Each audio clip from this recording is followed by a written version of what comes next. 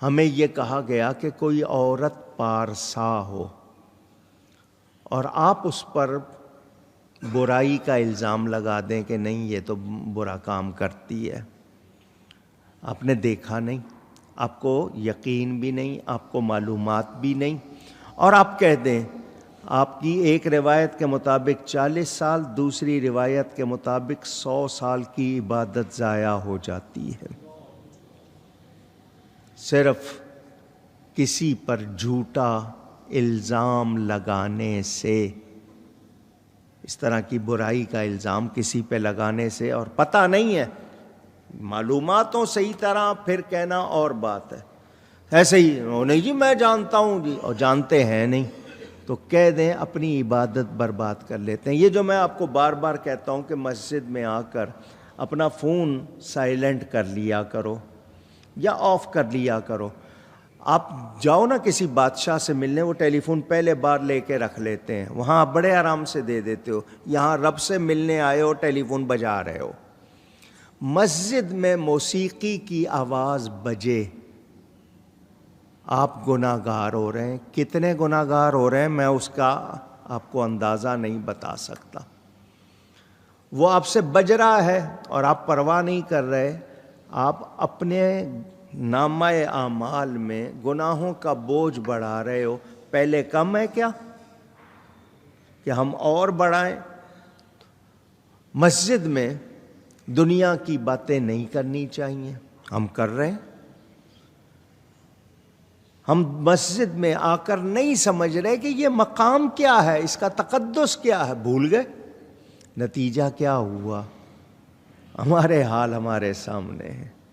ورنہ مسجد میں آ کے بندہ نماز پڑھ کے جائے، اس کے اندر روحانیت ہو، اس کے مزاج میں بھلائی ہو، آج نہیں ہے۔ کیوں کہ ہم میں وہ بات، اور ایک دل سے سجدہ کر کے تو دیکھو، سچا سجدہ کر کے تو دیکھو بیڑا پار ہوتا ہے یا نہیں ہوتا۔ اللہ کو پکارنا، نبی کو پکارنا، پیاروں کو پکارنا، ہم لوگ محض شاید زبان سے پکارتے ہیں، دل سے پکارتے نہیں، نتیجہ بھی نہیں آتا پھر۔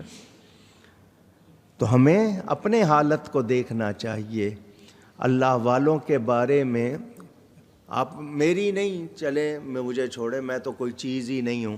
بڑے بڑے علماء کی سارے جتنے بھی مکاتب فکر ہیں ان کی کتابیں پڑھ لیں، اس میں بھی لکھا ہوا عالم دین۔ کون؟ دین کا سچا عالم، عقیدہ بھی صحیح ہو، عالم بھی صحیح ہو، اس کی توہین دین کی توہین ہے، اس کی توہین دین کی توہین ہے۔ اس کو غلط کہنا، اس کے بارے میں بد کلامی، یہ دین کے بارے میں، کیونکہ اس کی عزت دین کی وجہ سے ہے، اور یہ آپ کو کفر تک لے جاتی ہے۔ ایک عالم، سچے عالم کی۔ اور لحوم الاولیاء مسمومۃ، اولیاء کے گوشت زہریلے ہوتے ہیں، کوئی ان کو کاٹے تو پھر وہ بچتا نہیں۔ کیا مطلب ہے ان کے گوشت زہریلے؟ کہ ان کے بارے میں غلط بات کرو گے تو پکڑ ہوگی، بچنے والے نہیں، کیونکہ وہ اللہ کے پیارے ہیں، پھر پکڑ اللہ کی طرف سے ہوتی ہے، کیونکہ وہ اہل اللہ کہلاتے ہیں، اللہ والے۔ تو ہمیں احتیاط چاہیے۔ زبان 32 دانتوں میں بند ہو جاتی ہے، پورا جسم بھگتتا ہے اگر غلط لفظ بول دیں۔ کسی کو گالی دے کے دیکھیں، زبان بند، پورا جسم بھگت رہا ہے۔ تو اس زبان کو قابو رکھو، اس میں ہڈی نہیں ہے مگر یہ ہڈیاں توڑوا دیتی ہے، تو اس احتیاط کرنی ہے، اس کا استعمال غلط نہیں۔ تو قوم نے حضرت شعیب علیہ السلام کو پہلے تو کہا کہ جادو ہو گیا، پھر انہوں نے کیا کہا؟ تم ہمارے جیسے آدمی ہو، پھر کہنے لگے ہم تمہیں جھوٹا سمجھتے ہیں۔ نبی پر یہ الزام لگائے انہوں نے، قوم نے جو کافر تھی، ایمان والے۔ تو آج ایمان والے اگر اس طرح کی بات کریں تو زیادہ مجرم ہوں گے یا کم؟ اونچی گئی ہے، کیونکہ وہ تو ایمان والے نہیں ہیں۔ یہ ایمان والے ہو کر نبی ولی کے خلاف بولیں گے تو زیادہ مجرم ہوں گے۔ تو ان کی سزا سخت ہونی چاہیے، انہیں معافی نہیں ملنی چاہیے۔ حضرت شعیب علیہ السلام نے کیا جواب دیا؟ فَاسْقِطْ عَلَيْنَا كِسَفًا مِّنَ السَّمَاءِ إِن كُنتَ مِنَ الصَّادِقِينَ۔ قوم نے پہلے یہ کہا کہ ہم تمہیں جھوٹا سمجھتے ہیں، تو ایسا کرو تم ہم پر آسمان کا کوئی ٹکڑا گرا دو۔ ہم تمہاری برائی کر رہے ہیں، تمہاری مخالفت کر رہے ہیں، تمہارا انکار کر رہے ہیں، تو ہم پر آسمان کا کوئی ٹکڑا گرا دو اگر تم سچے ہو۔ قوم نے بجائے ماننے کے آگے سے کتنا جناب ڈھٹائی کا مظاہرہ، کتنی سخت بات۔ حضرت شعیب علیہ السلام جواب دیتے ہیں، قال ربی اعلم بما تعملون، فرمایا میرا رب خوب جانتا ہے جو تمہارے کرتوت ہیں، جو تم کر رہے ہو رب خوب جانتا ہے۔ فَكَذَّبُوهُ فَأَخَذَهُمْ عَذَابُ يَوْمِ الظُّلَّةِ إِنَّهُ كَانَ عَذَابَ يَوْمٍ عَظِيمٍ۔ فرمایا میرا رب تمہارے کرتوت اچھی طرح جانتا ہے، تو انہوں نے اسے جھٹلایا تو انہیں شامیانے والے دن کا عذاب آ لیا، عذاب آیا اور اس نے پکڑا۔ یہ یہاں پر آپ سن لیں کہ جب کوئی اللہ تعالیٰ کے بارے میں غلط بات کرے اللہ ڈھیل دے دیتا ہے۔ نمرود نے کی، خدائی کے دعوے کیے، اللہ نے ڈھیل دے دیے۔ 800 سال عمر ہوئی تھی نمرود کی، اللہ نے ڈھیل دے دی۔ وہ خدائی کے دعوے کر رہا ہے، بڑا مال، بڑا عیش دنیا، مگر جب اللہ کے پیارے حضرت ابراہیم علیہ السلام سے ٹکر لی، اللہ نے مچھر، معمولی سا مچھر اس کے دماغ میں داخل کر دیا۔ وہ اس کے دماغ میں داخل ہو گیا، کاٹتا تھا، یہ اپنا سر ہلاتا تھا، جب تک ہلتا رہتا تھا تو مچھر کو بیٹھنے کا ٹھکانہ نہیں ملتا تھا، جب یہ رکتا وہ پھر کاٹتا۔ یہ خود اپنا سر ہلا ہلا کے تھک گیا، پھر اپنے تھپڑ مارنے لگا، پھر چیزیں مارنے لگا، پھر بندے رکھے کہ مجھے مارو، کوئی جوتا مار رہا ہے، کوئی کیا مار رہا ہے، خدائی کے دعوے ہو رہے ہیں اور مار پڑ رہی ہے۔ جب اللہ کے پیارے سے ٹکر لی پھر بچت نہیں ہوئی۔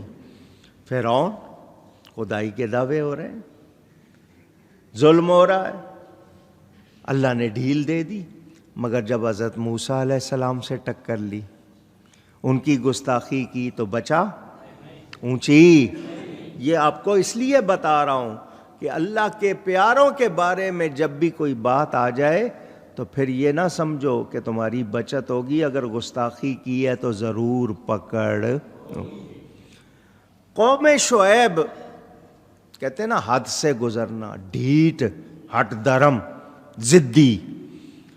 انہوں نے جب اپنے آپ کو بہت زیادہ سرکش کر لیا تو 7 دن اور رات، پورا ہفتہ دن اور رات سخت گرمی ان پر مسلط کر دی گئی، بہت گرمی، یہاں تک کہ ان کے جو چشمے تھے، کنویں تھے، ان کا پانی بھی گرم ہو گیا، گرمی سے ان کا دم گھٹنے لگا۔ عربی کی کہاوت ہے، گرمی ستاتی ہے، سردی مار ڈالتی ہے۔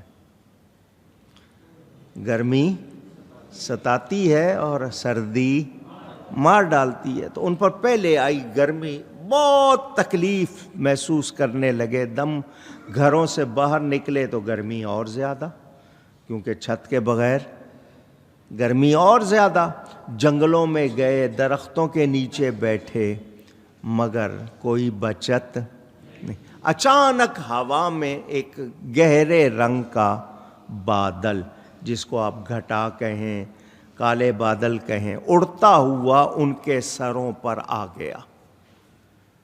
کالا بادل تھا، وہ ان کے سروں پر آیا اور بھینی بھینی ہوا آنے لگی۔ قوم شعیب خوش ہو گئی، ایک دوسرے کو بلایا کہ آؤ اس بادل کے نیچے آ جاؤ، اور یہاں پر ہوا بھی ہے اور مہک بھی ہے۔ وہ سارے اس بادل کے نیچے جمع ہونے لگ گئے۔ جب سب کے سب جمع ہو گئے، اس بادل سے آگ کا شعلہ نکلا، اس بادل سے آگ کا شعلہ نکلا، جتنے نیچے آئے سارے جل کر بھسم ہو گئے، جھلس گئے سارے کے سارے، کوئی بھی بچا نبی کے لیے بکواس کر رہے تھے، نبی کے لیے غلط باتیں کر رہے تھے، کیسی پکڑ ہوئی۔ اللہ فرماتا ہے فَكَذَّبُوهُ فَأَخَذَهُمْ عَذَابُ يَوْمِ الظُّلَّةِ، تو انہوں نے شعیب کو اسے جھٹلایا تو انہیں شامیانے والے دن کے عذاب نے آ لیا، پکڑ لیا۔ بے شک وہ بڑے دن کا عذاب تھا۔ نبی کو جھٹلایا، نبی کی توہین کی، تباہ ہوئے یا نہیں ہوئے؟ ذرا اونچی کہیے گا، ایک بار پھر کہیے۔ کیوں کہلوایا ہے؟ آپ ذرا اس بات پر توجہ دیں۔ نبی کو جھٹلایا، نبی کی گستاخی کی تو تباہ ہو گئے۔ اب کیا سبق ملا؟ کوئی گناہ اگر کرتے ہو، معافی یا بغیر معافی کے، توبہ یا بغیر توبہ کے، اللہ چاہے بخش دے۔ نبی کی گستاخی قابل معافی نہیں ہے، تو نہ گستاخی کرنی ہے، نہ گستاخی کرنے والوں کے ساتھ بیٹھنا ہے۔ اگر آپ کی سمجھ میں آیا، میرا کام بتانا ہے، کل کو آپ یہ نہ کہیے گا کسی نے سمجھایا نہیں تھا، بتایا نہیں تھا۔ سن لیں میرے دوستوں اور بزرگوں، ذلہ، چھتری کو آپ لوگ کیا کہتے ہیں؟ امبریلا، چھتری، ذلہ کہا گیا اسے۔ اس سے مراد وہ ہے کہ بظاہر وہ یوں تھی کہ آپ کو دھوپ سے بچا رہی تھی، اس کے نیچے کی چھاؤں آپ کو اچھی لگ رہی تھی، ٹھنڈی لگ رہی تھی، بھینی بھینی ہوا آ رہی تھی، لیکن اسی میں آپ کی پکڑ ہوئی، اسی سے آگ کا شعلہ نکلا۔ پتہ کیا چلا کہ ہم بظاہر جس چیز کو اپنے لیے دنیا میں ہو سکتا ہے بہت اچھا سمجھیں، وہی چیز ہمارے لیے مصیبت بن جائے۔ تو ہمیں ہر حال میں اللہ سے ڈرنا۔ اب آپ سب کہہ رہے ہیں چاہیے، تو پھر ڈرتے کیوں نہیں ہیں؟ کیوں حرام کھا رہے ہیں؟ کیوں حرام کما رہے ہیں؟ کیوں بے ادبی ہو رہی ہے؟ بے ادبی کرنے والوں، اور جو ہم نے تو نماز پڑھنی ہوتی ہے، مولویوں کے جھگڑے ہیں۔ تو جو نبی کے گستاخ ہیں یا گستاخوں کے حامی ہیں، ان کی اپنی نماز نہیں ہوتی، ان کے پیچھے آپ کی کہاں سے ہوگی؟ سوچا کبھی؟ وہ ٹی وی میں اینکر بیٹھے ہوئے، مولوی تو ایک دوسرے کے پیچھے نماز نہیں پڑھتے۔ تمہیں اگر مسئلہ معلوم نہیں ہے تو معلوم کرو۔ جب تمہیں کسی سے اختلاف ہو جائے تو اس کے لیے کیسے بولتے ہو؟